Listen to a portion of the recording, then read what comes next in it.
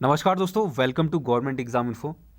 देखिए दोस्तों, यहाँ पर उत्तराखंड में कुछ नई वैकेंसी आई है, जिसमें पहली वैकेंसी है आपकी प्राथमिक शिक्षक भर्ती को लेकर, यानी कि प्राइमरी टीचर की जो भर्ती हो रही है उसको लेकर। यहाँ पर कुछ डिस्ट्रिक्ट के नोटिफिकेशन पहले आ चुके हैं और आज जो नोटिफिकेशन आया है वो है आपका उत्तरकाशी का। तो सबसे पहले हम उसको देखेंगे कि जो उत्तरकाशी की वैकेंसी है वो कितनी है, कैटेगरी वाइज कितनी है, और जो भी उसमें क्राइटेरिया है वो क्या क्या है उसको देखेंगे हम। और उसका फॉर्म कैसे डाउनलोड करना है और उसको फिलअप कैसे करना है वो भी मैं यहाँ पर आपको बताऊँगा। इसके अलावा एक और वैकेंसी आई है जिसमें आप सभी के पास एक मौका है, एक अपॉर्चुनिटी है यहाँ पर उत्तराखंड के युवाओं के लिए, जो कि काफ़ी इंपॉर्टेंट है। तो वीडियो में बने रहिएगा और मैं बताऊँगा इसमें कि ये आपके लिए इम्पोर्टेंट क्यों है। तो चलिए शुरू करते हैं आज का वीडियो। और जो लोग अभी नए जुड़े हैं चैनल से, सब्सक्राइब जरूर कर लें और पास में बेल आइकन को भी प्रेस करके रखें, ताकि इस तरह के सभी अपडेट्स आपको समय समय पर मिलते रहें। देखिए, जो लोग टेलीग्राम से नहीं जुड़े हैं, तो अगर आप फॉर्म चाहते हैं पीआरटी भर्ती के सभी फॉर्म, तो वहाँ पर मैंने कुछ फॉर्म पहले से ही अवेलेबल करा दिए हैं और आज का जो फॉर्म होगा वो भी मैं यहाँ पर कुछ देर में अवेलेबल करवा दूँगा। तो चलिए शुरू करते हैं आज का वीडियो। तो देखिए दोस्तों, सबसे पहले हम बात कर लेते हैं आपकी जो उत्तरकाशी की वैकेंसी आ चुकी है। देखिए, इसमें क्या इंपॉर्टेंट है वो देख लेते हैं। सबसे पहले आपका जो ये वैकेंसी है वो 212 पदों पर रहेगा उत्तरकाशी के लिए। इसके बाद हम बात कर लेते हैं यहाँ पर क्या कहा गया है वो देख लेते हैं। देखिए, सचिव उत्तराखंड शासन की संख्या 1227, शिक्षा अनुभाग 1 9 नवंबर 2020 एवं निदेशक प्रारंभिक शिक्षा देहरादून के पत्रांक संख्या 2019 दिनांक 9 नवंबर 2020 के क्रम में राजकीय प्रारंभिक शिक्षा सेवा नियमावली 2020 में निहित प्रावधानों के अधीन जनपद के राजकीय प्राथमिक विद्यालयों में सहायक अध्यापक प्राथमिक वेतनमान मैं बता देता हूँ आपको 35,400 से 1,12,400 लेवल 6 का रहेगा आपका, के रिक्त पदों की पूर्ति हेतु आवेदन आमंत्रित किए जाते हैं। तो ये आवेदन आमंत्रित किए गए हैं, लेकिन इसमें आपको मालूम है जो हाई कोर्ट में केस हुआ था उसका जो फाइनल क्लियर डिसीजन था वो नहीं आया था। तो इसी को लेकर यहाँ पर अगली लाइन लिखी गई है जिसमें कहा गया है कि सहायक अध्यापक प्राथमिक के रिक्त पदों पर की जाने वाली नियुक्तियाँ माननीय उच्च न्यायालय नैनीताल में योजित रीट याचिका संख्या 903 और अन्य रीट याचिकाओं में पारित होने वाले अंतिम निर्णय के अधीन रहेंगी। तो इसीलिए ये बात लिखी गई है यहाँ पर। देखिए, कैटेगरी वाइज यहाँ पर हम देख लेते हैं। सबसे पहले जो आपकी रिक्तियों की संख्या है वो क्या है। तो उत्तरकाशी के लिए सामान्य के लिए 113 पद हैं, अनुसूचित जाति के लिए 40 और अनुसूचित जनजाति के लिए यहाँ पर 8 पोस्ट, जबकि आपकी ओबीसी के लिए 30 पोस्ट हैं और जो ईडब्ल्यूएस वाले हैं, इकोनॉमिकली वीकर सेक्शन जो है, आर्थिक रूप से कमज़ोर वर्ग जो है, वो 21 पोस्ट हैं। टोटल यहाँ पर आपके 212 पोस्ट हैं। देखिए, अब बात कर लेते हैं जो आपकी शैक्षिक एवं प्रशिक्षण अर्हता है वो यहाँ पर क्या है। देखिए दोस्तों, यहाँ पर अगला जो इम्पोर्टेंट पॉइंट है वो है आपका शैक्षिक और प्रशिक्षण अर्हता। सबसे पहले ये ध्यान में रखिएगा कि आपका ग्रेजुएशन कंप्लीट होना चाहिए, यानी कि स्नातक की उपाधि आपकी होनी चाहिए, तभी आप इसके लिए आवेदन करेंगे। देखिए, यहाँ पर एक और चीज़ कही गई है, परंतु यह कि सहायक अध्यापक प्राथमिक के पद पर भर्ती हेतु विज्ञापित पदों में 50% आपका साइंस का रहेगा और 50% जो नॉन साइंस सब्जेक्ट है, यानी कि जो विज्ञान के सब्जेक्ट नहीं है उससे अलग हैं, उनके रहेंगे। जैसे कि हिंदी, इंग्लिश, इस तरह के जो सब्जेक्ट हैं आपके ग्रेजुएशन में, उसकी बात कर रहे हैं यहाँ पर। तो देखिए, ये जो परसेंटेज बताई गई है वो पोस्टों को लेकर बताई गई है, यानी कि पदों को लेकर बताई गई है। तो एक एग्जांपल के तौर पर समझ लेते हैं। जैसे कि आपके मान लीजिए 200 पोस्ट हैं, इसमें से 100 पोस्ट आपके साइंस वालों के लिए रहेंगे, 100 पोस्ट अन्य के लिए रहेंगे। अब बात कर लेते हैं इन 100 पोस्टों में साइंस के जो 40 पोस्ट होंगे वो रहेंगे आपके फिजिक्स और मैथ्स वालों के लिए, 40 जो पोस्ट होंगे वो रहेंगे आपके अन्य साइंस के सब्जेक्ट, जैसे कि केमिस्ट्री, जूलॉजी, बॉटनी, यानी कि रसायन विज्ञान, वनस्पति विज्ञान और जंतु विज्ञान। और इसके अलावा जो 20% पोस्ट हैं वो किसके लिए आरक्षित हैं, डीएलएड के ऐसे अभ्यर्थी जिन्होंने विज्ञान वर्ग के अंतर्गत उस परीक्षा को उत्तीर्ण किया है, डीएलएड को, तो ये उनके लिए आरक्षित रखा गया 20%। तो ये हो गया साइंस का। इसी तरह बात करें विज्ञानेतर पदों की, तो इसके अंतर्गत 15% आपके रहेंगे अंग्रेजी के, अंग्रेजी भाषा के लिए स्नातक स्तर पर अंग्रेजी जिनका मुख्य विषय के साथ जिन्होंने उत्तीर्ण किया है, और जो 15% है सेम इसमें हिंदी के लिए रहने वाले हैं। इसके अलावा जो बाकी के 70% पद हैं वो अन्य मानविकी वर्ग के अन्य विषयों से स्नातक योग्यताधारी अथवा ऐसे अभ्यर्थी जिनके द्वारा डीएलएड प्रवेश परीक्षा विज्ञानेतर वर्ग के अंतर्गत उत्तीर्ण की है हेतु आरक्षित रहेंगे। तो आप समझ गए होंगे, साइंस के यहाँ पर 50% रहने वाले हैं, विज्ञानेतर के 50% रहेंगे, जिसमें 40% आपका रहेगा भौतिकी और गणित के लिए, बाकी साइंस के सब्जेक्ट के लिए 40% रहेगा। 20% यहाँ पर रिजर्व किया गया है DL.ED साइंस वालों के लिए। सेम इसी तरह जो विज्ञानेतर की बात करें तो हिंदी और इंग्लिश के लिए 15% है, और जो बाकी के हैं वो DL.ED विज्ञानेतर वर्ग के अंतर्गत जिन्होंने उत्तीर्ण की है उनके लिए है। तो आई होप यहाँ पर ये सारी चीज़ें आप समझ गए होंगे। फिर भी अगर आपको कोई डाउट है तो नीचे कमेंट करके आप बता सकते हैं। चलिए आगे बढ़ते हैं, आप देख लेते हैं इसका जो फॉर्म का पैटर्न है वो कैसा है। तो देखिए ये है आपका आवेदन पत्र का प्रारूप उत्तरकाशी वालों के लिए। थोड़ी देर में मैं इसको टेलीग्राम पर दे दूंगा, ज्वाइन कर सकते हैं हम। GOV एग्ज़ाम इन्फो करके सर्च कर सकते हैं, या फिर नीचे डिस्क्रिप्शन में आपको इसका लिंक मिल जाएगा। देखिए सबसे पहले आपको अपना नाम देना है, माता पिता का नाम देना है, या फिर अगर आप विवाहित हैं तो पति का नाम दे सकते हैं। इसी तरह से आपका जो जन्म तिथि है उसको सही डालें, यहाँ पर जो हाई स्कूल में है वही डालें। गृह जनपद यानी कि स्थायी निवास प्रमाण पत्र की छायाप्रति संलग्न करें, यानी कि आपका निवास प्रमाण पत्र, स्थायी निवास प्रमाण पत्र भी यहाँ पर देना है। स्थायी पता जो है वो भी आपको देना है, और जो कॉरस्पॉन्डेंस एड्रेस है आपका, पत्र व्यवहार का पता है, वो भी यहाँ पर आपको देना है। मोबाइल नंबर यदि है तो आप दे सकते हैं। एज क्या है आपकी, 1 जुलाई 1/7/2020 को, तो इसको भी आप दे सकते हैं। और इसके अलावा शैक्षिक और प्रशिक्षण योग्यता का विवरण की बात करें तो सबसे पहले यहाँ पर आपको हाई स्कूल की देनी पड़ेगी डिटेल, जिसमें आपको सबसे पहले बताना पड़ेगा किस ईयर में आपने पास किया है, श्रेणी क्या थी आपकी, विषय क्या थे, वो यहाँ पर आप दे सकते हैं, प्राप्तांक कितने थे और पूर्णांक कितने थे। उसके बाद इसके यहाँ पर आप परसेंटेज डालेंगे और इसको कैलकुलेट करेंगे। देखिए यहाँ पर कैसे कैलकुलेट करना है वो मैंने एक वीडियो में बताया था, अगर आपने नहीं देखा है तो उसको ज़रूर देख लें। उसका लिंक मैं नीचे डिस्क्रिप्शन में दे दूंगा आपको, तो वहाँ से आप देख सकते हैं। वैसे ये काफ़ी सिंपल है। सिंपली इस आपके अंकों का जो प्रतिशत है, मान लीजिए 60% है, तो उसको इस गुणांक के साथ इंटू 0.75/10, इसके साथ आप पूरे को डिवाइड कर देंगे अपॉन 10 से, यानी कि 60 इंटू 0.75/10 को यहाँ पर डिवाइड कर देंगे पूरे से, अपॉन 10 से डिवाइड कर देंगे। तो आप समझ गए होंगे यहाँ पर। अगर नहीं समझे हैं तो एक बार कमेंट करके बता दें, तो मैं आपको एक्सप्लेन कर दूंगा। इसके अलावा इंटरमीडिएट की बात करें तो जो अंकों का प्रतिशत है इसमें सारी चीज़ें सेम रहेंगी, स्नातक में भी सेम रहेंगी। अब यहाँ पर द्विवर्षीय DL.ED और BTC प्रशिक्षण की बात करें तो इसमें आपको सिंपली आपके नंबर्स बता देने हैं। यहाँ पर गुणांक का यहाँ पर नहीं दिया गया है, जो आपकी प्राप्तांक है, जो आपका वर्ष है, श्रेणी है, वो सारी चीज़ें आप यहाँ पर बता देंगे। 4 वर्षीय DL.ED B.ED या फिर D.ED शिक्षा शास्त्र विशेष शिक्षा की बात करें तो इसमें आपको थ्योरी और प्रैक्टिकल दोनों की अलग अलग जानकारी देनी पड़ेगी, और उसी के अकॉर्डिंग यहाँ पर आपका जो बनेगा गुणांक, B.ED प्रशिक्षित अभ्यर्थी गुणांक की जो बात की गई है उनके लिए, तो ये यहाँ पर दिए जाएंगे। इसी तरह CTET और UTET की बात की गई है तो इसको भी आप भर लेंगे। इसके अलावा विषय वर्ग विज्ञान और विज्ञानोत्तर, यहाँ पर आप जानकारी देंगे आप किस उससे बिलोंग करते हैं, विज्ञान से या फिर विज्ञान के अलावा किसी विषय से वर्ग संबंधित हैं।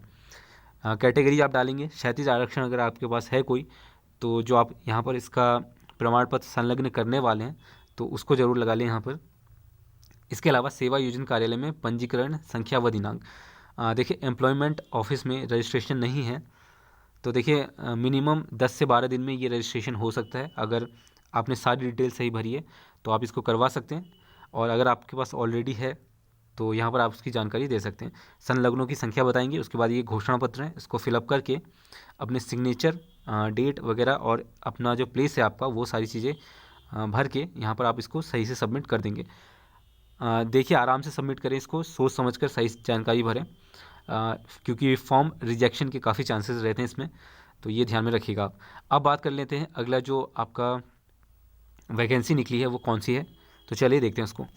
देखिए दोस्तों, ये जो पोस्ट निकली है वो काफ़ी सारे डिस्ट्रिक्ट में स्टेट्स में निकली है। इसी में से एक उत्तराखंड में भी वैकेंसी निकली है, जो कि 200 से ज़्यादा पदों पर ये वैकेंसी निकली है SBI state bank of India में। देखिए ये काफ़ी अच्छी वैकेंसी है अप्रेंटिस जो बैंकिंग में जाना चाहते हैं उनके लिए। उत्तराखंड में इस तरह की वैकेंसी काफ़ी कम आती है, और इसीलिए मैं बोल रहा हूँ कि अगर आप इसके लिए आवेदन करते हैं तो इसका जो एग्ज़ाम है वो आपका जनवरी में हो सकता है। ये टेंटेटिवली डेट बताई गई है, यानी कि संभावित तिथि बताई गई है। जनवरी में ये संभावना है इसके एग्ज़ाम होने की। देखिए लास्ट डेट इसकी जो है वो है आपका 10 दिसंबर 2020, यानी कि पूरे 10 दिन बचे हुए हैं आपके पास इसमें आवेदन करने के लिए। अब बात कर लेते हैं, देखिए अगर जो कैंडिडेट उत्तराखंड के किसी गवर्नमेंट एग्ज़ाम की तैयारी कर रहे हैं, और चूँकि जो आईपीएस एग्ज़ाम लेता है या फिर एसएससी एग्ज़ाम लेता है उसमें कंपटीशन लेवल काफ़ी हाई होता है, तो इस वजह से अगर आप अप्रेंटिस के तौर पर यहाँ पर ये अपॉर्चुनिटी ले लेते हैं तो आपके पास 3 साल का मौका रहता है जिसमें आपको वो ट्रेनिंग देंगे। ट्रेनिंग में अगर आप अच्छे से यहाँ पर ट्रेनिंग लेते हैं तो आपका जो चांसेस है वो बढ़ जाता है परमानेंट सेलेक्शन का। तो इसीलिए यहाँ पर ये एक अच्छा मौका है उत्तराखंड के युवाओं के लिए। देखिए पोस्टें कितनी हैं वो मैं आपको बता देता हूँ। उत्तराखंड की बात करें तो टोटल पोस्ट है 270, यानी 269 कह सकते हैं, 269 है यहाँ पर पोस्टें। 269 में कैटेगरी वाइज आपकी जो पोस्टें हैं वो देख लेते हैं। अनरिजर्व्ड के लिए जो पोस्ट है वो कितनी है वो देख लेते हैं। यहाँ पर 153 है, ईडब्ल्यूएस के लिए 26, ओबीसी के लिए 34 और एसटी के लिए यहाँ पर 8 और एससी के लिए 48। इसी तरह से अन्य जो कैटेगरीज़ हैं वो भी यहाँ पर दी गई हैं। टोटल यहाँ पर 269 पोस्टें हैं, तो काफ़ी ठीक ठाक पोस्ट यहाँ पर दी गई है उत्तराखंड के लिए। अब आगे बढ़ते हैं, इसमें जो एलिजिबिलिटी है वो क्या है वो भी देख लेते हैं। देखिए उत्तराखंड वालों के लिए जो आपके सेंटर्स रहेंगे वो लगभग हर डिस्ट्रिक्ट में बनाए गए हैं, जिसमें अल्मोड़ा, बागेश्वर, चमोली, चंपावत, देहरादून, गढ़वाल, हरिद्वार, गढ़वाल यानी कि पौड़ी गढ़वाल, हरिद्वार, नैनीताल, पिथौरागढ़, रुद्रप्रयाग, टिहरी गढ़वाल, उधम सिंह नगर और उत्तरकाशी। तो लगभग हर डिस्ट्रिक्ट में ये सेंटर्स बनाए गए हैं, तो सेंटर्स भी आपके ज़्यादा दूर नहीं रहेंगे अगर आप इसके लिए आवेदन करते हैं।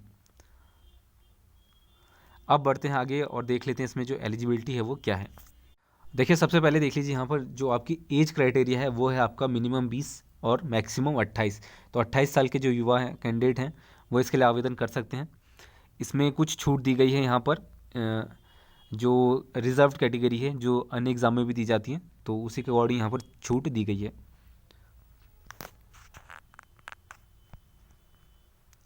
देखिए जो एग्ज़ाम पैटर्न रहने वाला है आपका वो क्या रहेगा वो मैं बता देता हूँ, लेकिन उससे पहले देखिए जो एजुकेशनल क्वालिफिकेशन है वो आपका ग्रेजुएशन मांगा गया है किसी भी यूनिवर्सिटी से जो रिकॉग्नाइज्ड हो इंडियन गवर्नमेंट द्वारा, यानी कि ग्रेजुएशन आपका कंप्लीट होना चाहिए किसी भी इंस्टीट्यूट से। तो ये हो गया आपका। देखिए एक और चीज़, जिनका 31/10/2020 से पहले ये क्वालिफाई नहीं किया है, यानी कि ग्रेजुएशन कंप्लीट नहीं हुआ है, तो वो इसके लिए आवेदन नहीं कर पाएंगे। यहाँ पर डेट साफ साफ मेंशन किया गया है, एजुकेशनल क्वालिफिकेशन एज ऑन 31/10/2020, यानी कि 31 अक्टूबर 2020 के लिए कहा गया है। अब देख लेते हैं जो आपका ट्रेनिंग रहेगा वो क्या रहने वाला है। तो ड्यूरेशन ऑफ ट्रेनिंग देख लेते हैं, 3 साल का रहने वाला है। The selected apprentices should be willing to qualify in the examination of IIBF। तो देखिए ये एग्ज़ाम लिया जाएगा 3 साल बाद आपका। इस एग्ज़ाम में अगर आप क्लियर कर लेते हैं तो ये जो आपका जॉब है वो परमानेंट हो जाएगा बैंक में।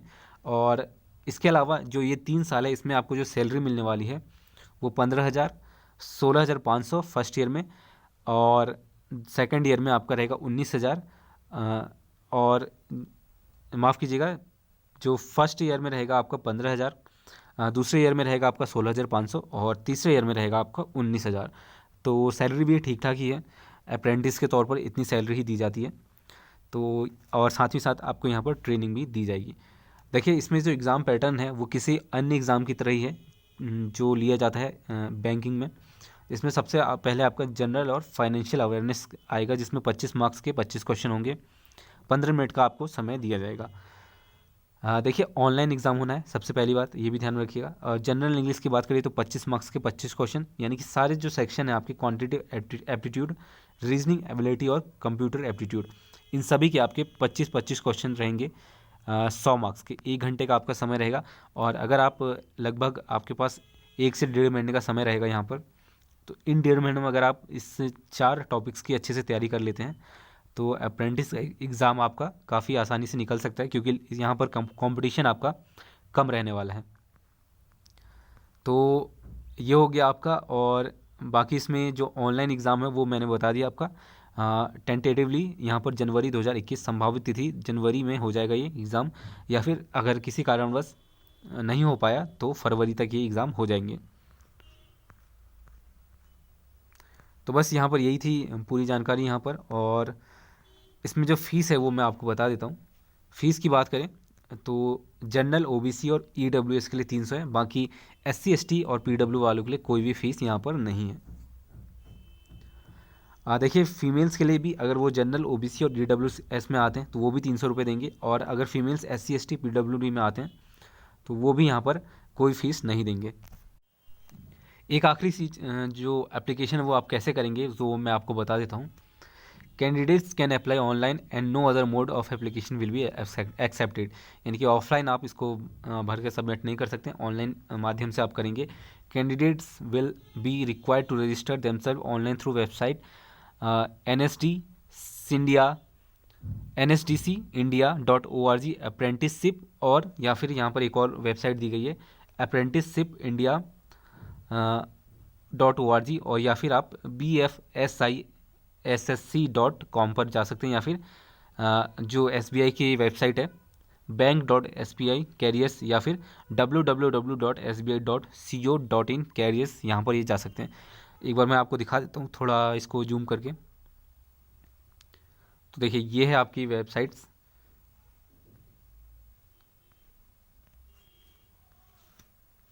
तो इन वेबसाइट पर जाकर आप ये देख सकते हैं। वेबसाइट की लिंक्स या फिर वेबसाइट का जो लिंक है वो मैं नीचे डिस्क्रिप्शन में दे दूंगा आपको, तो वहाँ से भी आप देख सकते हैं।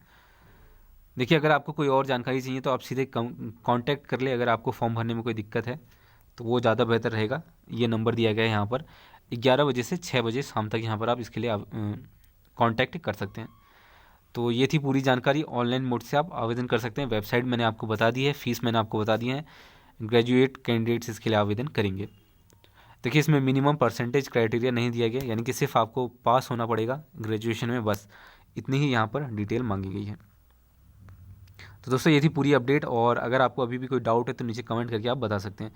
तो तब तक के लिए धन्यवाद, मिलते हैं आपसे अगले वीडियो में।